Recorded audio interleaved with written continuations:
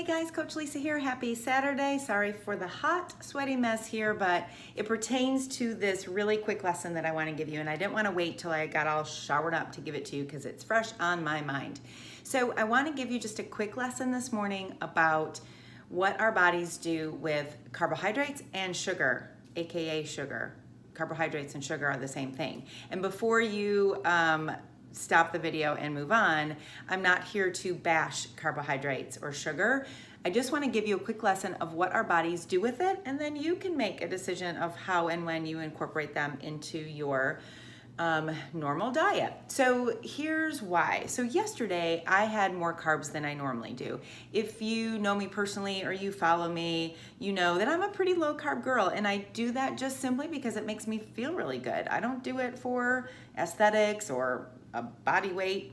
Obviously, you know, my whole brand is more than a body, but I do it because I feel really good eating that way, emotionally, physically, mentally. So anyway, yesterday I had more carbs than I normally do. So today I purposely planned this morning a high glycolytic workout. I'll explain what that means in just a minute, because here's what happens let me explain what happens in my body when I take in sugar, and then I'll explain what happens in a body that, for someone that chronically takes in carbohydrates and sugar.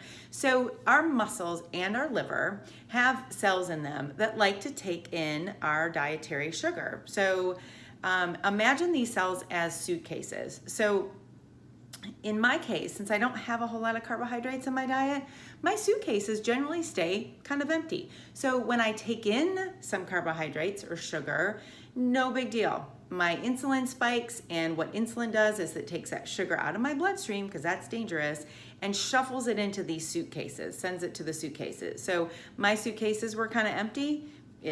My body knew where to store that extra sugar. And so today I did a high intensity interval training. I found a hill near my house and I ran up it like I was being chased, and then I walked down that, and I did that about 20 times. It was super hard, but the reason I planned that this morning is because that kind of workout demands sugar. It demands carbohydrates for that workout to be, exceptional. So it took that sugar from my suitcases and it used it for that workout. So no big deal. So the extra carbs I had yesterday kind of flushed that out and used it in my workout today. So in the case of people who have chronic carbohydrate intake, meaning they're having carbs with breakfast and lunch and dinner and for snacks, those suitcases always stay full. And so your body has to do something with the extra carbohydrate. So if all the suitcases are full, you can't put any more in there, your body, insulin does its job. It takes the sugar out of your bloodstream and it turns it into body fat. It has to. Our bodies are trying to protect us. So that's what happens to the extra carbohydrates. So, if you're chronically in a high carbohydrate state and you never allow those suitcases to empty, then that's what can cause an elevated body fat percentage.